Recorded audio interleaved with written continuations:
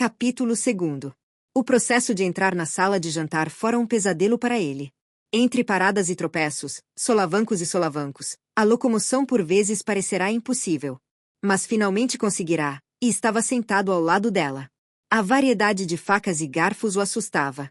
Estavam repletos de perigos desconhecidos, e ele os contemplava, fascinado, até que seu brilho se tornou um pano de fundo sobre o qual se movia uma sucessão de quadros da proa, onde ele e seus companheiros comiam carne salgada com facas de bainha e dedos, ou retiravam sopa de ervilha espessa de canecas com colheres de ferro amassadas.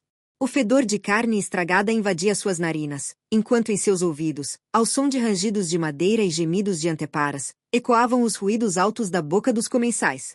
Ele os observava comer e concluiu que comiam como porcos. Bem, ali ele seria cuidadoso. Não faria barulho. Manteria a mente focada nisso o tempo todo. Ele olhou ao redor da mesa. Diante dele estavam Arthur e o irmão de Arthur, Norma. Eram os irmãos dela, lembrou a si mesmo, e seu coração se aqueceu ao vê-los. Como se amavam, os membros daquela família. A imagem da mãe dela, do beijo de boas-vindas, e dos dois caminhando em sua direção de braços entrelaçados, passou-lhe pela mente. Em seu mundo, não se viam tais demonstrações de afeto entre pais e filhos. Era uma revelação das alturas da existência alcançadas no mundo superior. Era a coisa mais bela que ele já vira naquele pequeno vislumbre daquele mundo. Comoveu-se profundamente com a apreciação daquilo, e seu coração se derreteu de ternura e compaixão. Ele havia ansiado por amor a vida toda. Sua natureza clamava por amor. Era uma necessidade orgânica do seu ser. Contudo, viverá sem ele, endurecendo-se no processo. Não sabia que precisava de amor. Nem sabia agora. Apenas o via em ação, e se emocionava com ele, e o considerava belo, sublime e esplêndido. Ele ficou aliviado por o Sr. Morse não estar lá. Já era bastante difícil se familiarizar com ela, com a mãe dela e com o irmão, Norma. De Arthur ele já tinha alguma noção. O pai teria sido demais para ele, tinha certeza. Parecia-lhe que nunca havia trabalhado tanto na vida. O trabalho mais árduo era brincadeira de criança comparado a isso. Pequenas gotas de suor se destacavam em sua testa, e sua camisa estava encharcada de suor pelo esforço de fazer tantas coisas incomuns ao mesmo tempo. Ele tinha que comer como nunca havia comido antes, manusear ferramentas estranhas, olhar furtivamente ao redor e aprender a realizar cada nova tarefa, receber a enxurrada de impressões que o inundava e que eram mentalmente anotadas e classificadas, sentir uma saudade dela que o perturbava na forma de uma inquietação surda e dolorosa, sentir o impulso do desejo de trilhar o caminho da vida que ela trilhava, e ter sua mente constantemente divagando em especulações e planos vagos de como alcançar lá. Além disso, quando seu olhar furtivo se dirigia a Norma, do outro lado da mesa, ou a qualquer outra pessoa, para verificar qual faca ou garfo usar em determinada ocasião, as feições dessa pessoa eram capturadas por sua mente, que automaticamente se esforçava para avaliá-las e adivinhar quem eram, tudo em relação a ela. Depois, ele tinha que falar, ouvir o que lhe era dito e o que era dito em resposta, e responder, quando necessário, com uma língua propensa a falar sem pensar, que exigia constante controle.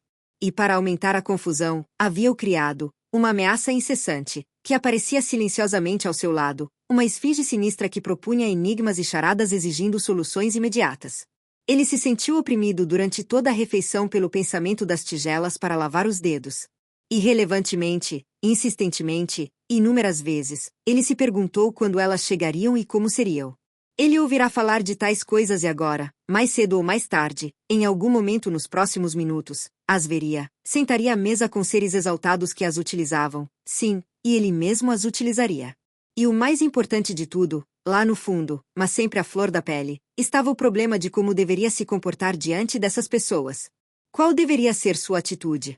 Ele lutava continuamente e ansiosamente com o problema. Havia sugestões covardes para que fingisse, assumisse um papel. E havia sugestões ainda mais covardes que o alertavam de que fracassaria nessa empreitada, que sua natureza não era adequada para isso e que ele se faria de tolo. Foi durante a primeira parte do jantar, enquanto lutava para decidir sua atitude, que ele permaneceu muito quieto. Não sabia que seu silêncio desmentia as palavras de Arthur do dia anterior, quando aquele irmão dela anunciará que traria um homem selvagem para jantar em casa e que não se alarmassem, pois o achariam um homem selvagem interessante. Marty Eden não conseguia acreditar, naquele momento, que seu irmão pudesse ser culpado de tal traição, especialmente depois de ter sido ele quem livrara aquele irmão de uma briga desagradável. Assim, ele permaneceu sentado à mesa, perturbado por sua própria inadequação e, ao mesmo tempo, encantado com tudo o que acontecia ao seu redor. Pela primeira vez, percebeu que comer era algo mais do que uma função utilitária. Não tinha consciência do que comia. Era apenas comida. Estava deleitando seu amor pela beleza naquela mesa onde comer era uma função estética. Era também uma função intelectual. Sua mente estava agitada. Ele ouviu palavras que não faziam sentido para ele, e outras que só vira em livros e que nenhum homem ou mulher que conhecera possuía capacidade intelectual suficiente para pronunciar. Ao ouvir tais palavras escaparem descuidadamente dos lábios dos membros daquela família maravilhosa, a família dela, ele se encheu de alegria. O romance, a beleza e o vigor dos livros estavam se tornando realidade. Ele estava naquele estado raro e extasiante em que um homem vê seus sonhos emergirem dos recônditos da fantasia e se tornarem realidade. Ele nunca havia vivido em um patamar tão elevado, e se mantinha discreto, ouvindo, observando e apreciando a companhia dela, respondendo com monossílabos contidos, dizendo sim, senhorita e não, senhorita para ela, e sim, senhora e não, senhora para a mãe dela. Reprimiu o impulso, fruto de seu treinamento marítimo, de dizer sim, senhor e não, senhor aos irmãos dela. Sentia que seria inapropriado e uma confissão de inferioridade de sua parte, o que jamais seria aceitável se quisesse conquistá-la. Além disso, era um ditame de seu orgulho. Por Deus! Exclamou para si mesmo certa vez, sou tão bom quanto eles, e se eles sabem muitas coisas que eu não sei, eu mesmo poderia aprender algumas. E no instante seguinte, quando ela ou a mãe dela o chamavam de Sr. Eden, seu orgulho agressivo desaparecia, e ele se enchia de alegria e satisfação. Ele era um homem civilizado, era isso que ele era, ombro a ombro, jantando, com pessoas sobre as quais lerem livros. Ele próprio estava nos livros, aventurando-se pelas páginas impressas de volumes encadernados. Mas, embora contradissesse a descrição de Arthur e parecesse um cordeiro manso em vez de um homem selvagem, ele quebrava a cabeça pensando em um plano de ação. Não era um cordeiro manso, e o papel de coadjuvante jamais serviria para a dominância aguda de sua natureza. Falava apenas quando necessário, e então sua fala era como seu caminhar até a mesa, repleta de solavancos e hesitações enquanto buscava palavras em seu vocabulário poliglota, debatendo sobre aquelas que sabia serem adequadas, mas que temia não conseguir pronunciar, rejeitando outras que sabia que não seriam compreendidas ou que soariam rudes e ásperas. O tempo todo, porém, era oprimido pela consciência de que essa cautela na escolha das palavras o estava transformando em um bobo, impedindo-o de expressar o que havia dentro de si. Além disso, seu amor pela liberdade se irritava com a restrição da mesma forma que seu pescoço se irritava com a gola engomada de uma coleira. Ademais, tinha certeza de que não conseguiria manter o ritmo. Era, por natureza, poderoso em pensamento e sensibilidade, e seu espírito criativo era inquieto e urgente. Ele foi rapidamente dominado pelo conceito ou sensação dentro dele, que lutava em agonia para receber expressão e forma, e então se esqueceu de si mesmo e de onde estava, e as velhas palavras, as ferramentas da fala que ele conhecia, escaparam. Certa vez, ele recusou algo que o criado o interrompeu e importunou, e disse, de forma breve e enfática, Paul. No instante em que os presentes à mesa se animaram e ficaram expectantes, o criado sentiu uma satisfação presunçosa e mergulhou na humilhação. Mas recompôs-se rapidamente. É a palavra canaca para terminar, explicou ele, e simplesmente saiu naturalmente. Escreve-se Paul. Ele percebeu o olhar curioso e especulativo dela fixo em suas mãos e, estando em clima de explicação, disse: Eu acabei de descer a costa em um dos navios de correio do Pacífico. Ele estava atrasado, e nos portos de Puget Sound trabalhamos como escravos, armazenando carga mista, se é que você me entende. Foi assim que a pele se desgastou. Ah, não era isso, ela se apressou em explicar, por sua vez. Suas mãos pareciam pequenas demais para o seu corpo. Suas bochechas estavam quentes. Ele interpretou isso como a exposição de mais uma de suas deficiências. Sim, disse ele, com desdém. Eles não são grandes o suficiente para aguentar o tranco. Eu consigo bater como uma mula com meus braços e ombros. Eles são fortes demais, e quando eu acerto o queixo de um homem, as mãos dele também se quebram. Ele não estava feliz com o que tinha dito. Estava cheio de desgosto de si mesmo. Tinha perdido a guarda e falado coisas desagradáveis. Foi corajoso da sua parte ajudar o Arthur daquela maneira, e você sendo um estranho, disse ela com tato, ciente do desconforto dele, embora não soubesse o motivo. Ele, por sua vez, percebeu o que ela havia feito e, na consequente onda de gratidão que o invadiu, esqueceu-se de ter falado demais. Não foi nada demais, disse ele. Qualquer cara faria isso por outro. Aquele bando de arruaceiros estava procurando confusão, e o Arthur não estava incomodando eles. Eles se meteram na briga, e aí eu me meti na deles e cutuquei alguns. Foi aí que saiu um pouco da pele das minhas mãos, junto com alguns dentes da gangue. Eu não perderia isso por nada. Quando eu vi... Ele parou, boquiaberto, à beira do abismo de sua própria depravação e completa inutilidade, para respirar o mesmo ar que ela. E enquanto Arthur retomava a história, pela 20ª vez, de sua aventura com os arruaceiros bêbados na balsa e de como Marty Eden correrá para resgatá-lo, aquele indivíduo, com as sobrancelhas franzidas, meditava sobre o tolo de que se fizera e lutava com mais determinação com o problema de como deveria se comportar com aquelas pessoas. Certamente não havia tido sucesso até então. Ele não era da tribo deles e não conseguia falar a língua deles, era assim que pensava. Não conseguia fingir ser como eles. A farsa fracassaria e, além disso, a farsa era estranha à sua natureza. Não havia espaço nele para fingimento ou artifício. Acontecesse o que acontecesse, ele precisava ser autêntico. Não conseguia falar a língua deles ainda, embora com o tempo conseguisse. Sobre isso, estava decidido. Mas, enquanto isso, ele precisava falar, e precisava falar por si mesmo, com um tom mais moderado, é claro, para que eles entendessem e não os chocassem demais. Além disso, ele não alegaria, nem mesmo por aceitação tácita, estar familiarizado com algo que lhe fosse desconhecido. Em decorrência dessa decisão, quando os dois irmãos, conversando sobre assuntos universitários, já haviam usado o termo trigonometria diversas vezes, Marty Eden perguntou: "O que é trigonometria?" "Trigonometria", disse Norman, "uma forma mais avançada de matemática." "E o que é matemática?" foi a próxima pergunta, que, de alguma forma, fez Norman rir. "Matemática, aritmética", foi a resposta. Marty Eden assentiu com a cabeça. Ele vislumbrara as aparentemente ilimitadas paisagens do conhecimento. O que via ganhará tangibilidade. Seu poder de visão anormal transformava abstrações em formas concretas. Na alquimia de seu cérebro, trigonometria, matemática e todo o campo do conhecimento que elas representavam se transmutavam em uma vasta paisagem. As paisagens que contemplava eram de folhagem verdejante e clareiras na floresta, todas suavemente luminosas ou atravessadas por luzes cintilantes. Ao longe, os detalhes estavam velados e obscurecidos por uma névoa púrpura, mas por trás dessa névoa, ele sabia, residia o fascínio do desconhecido, a atração do romance. Era como vinho para ele. Ali estava a aventura, algo para se fazer com a cabeça e as mãos, um mundo a conquistar. E imediatamente, do fundo de sua consciência, surgiu o pensamento: conquistar, ganhar para ela, aquele espírito pálido como o lírio sentado ao seu lado. A visão cintilante foi despedaçada e dissipada por Arthur, que, durante toda a noite, tentará despertar seu lado selvagem. Marty Eden lembrou-se de sua decisão. Pela primeira vez, tornou-se ele mesmo, consciente e deliberadamente a princípio, mas logo se perdeu na alegria de criar, de fazer a vida, como a conhecia, aparecer diante dos olhos de seus ouvintes.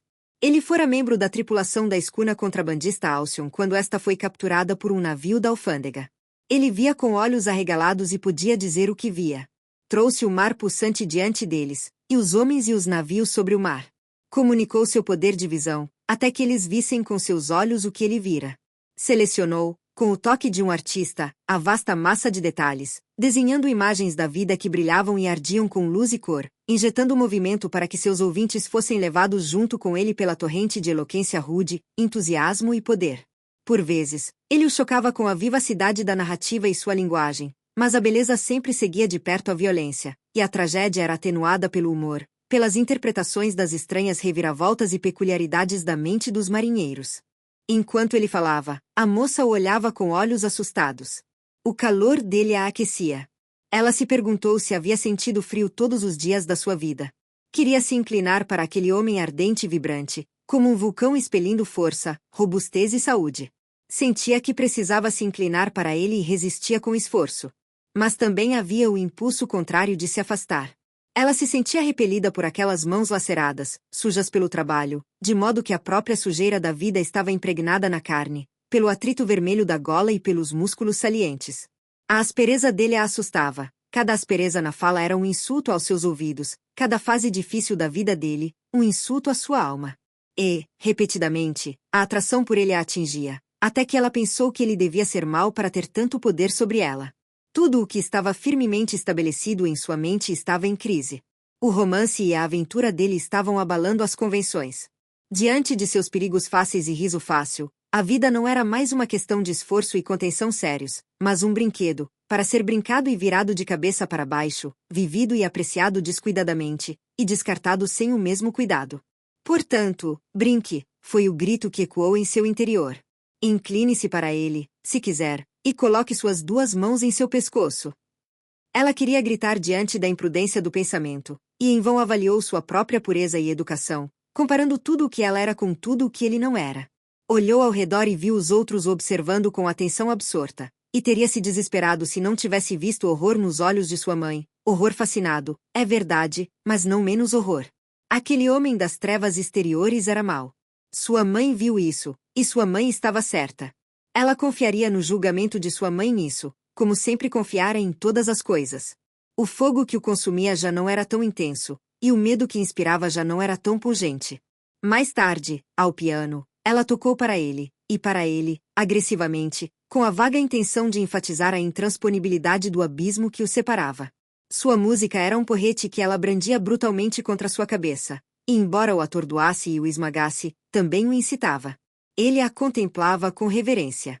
Em sua mente, assim como na dela, o abismo se alargava, mas mais rápido do que se alargava, crescia sua ambição de atravessá-lo. Mas ele era um emaranhado de sensibilidades complexo demais para ficar sentado encarando um abismo a noite toda, especialmente quando havia música. Ele era notavelmente suscetível à música. Era como uma bebida forte, impulsionando-o a audácias de sentimento, uma droga que se apoderava de sua imaginação e o fazia planar como nuvens pelo céu. Bania os fatos sórdidos, inundava sua mente de beleza, libertava o romance e, a seu bel prazer, acrescentava asas. Ele não entendia a música que ela tocava. Era diferente do som estridente do piano e das bandas de metais que ele ouvirá nos salões de baile. Mas ele captara indícios desse tipo de música nos livros e aceitara a execução dela praticamente por fé, aguardando pacientemente, a princípio, pelos compassos suaves de ritmo pronunciado e simples, intrigado porque esses compassos não duravam muito. Assim que ele se deixava levar pelo ritmo e começava a tocar, sua imaginação em sintonia com o voo, eles sempre desapareciam em uma confusão caótica de sons que lhe era incompreensível e que fazia sua imaginação, um peso inerte, voltar à terra. Por um instante, passou-lhe pela cabeça que havia uma rejeição deliberada em tudo aquilo. Captou o espírito de antagonismo dela e esforçou-se por decifrar a mensagem que suas mãos pronunciavam sobre as teclas. Então, descartou o pensamento como indigno e impossível, e entregou-se mais livremente à música.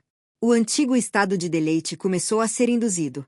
Seus pés não eram mais de barro, e sua carne tornou-se espírito. Diante de seus olhos e por trás deles resplandeceu uma grande glória, e então a cena diante dele desapareceu e ele partiu, flutuando sobre o mundo que lhe era muito querido.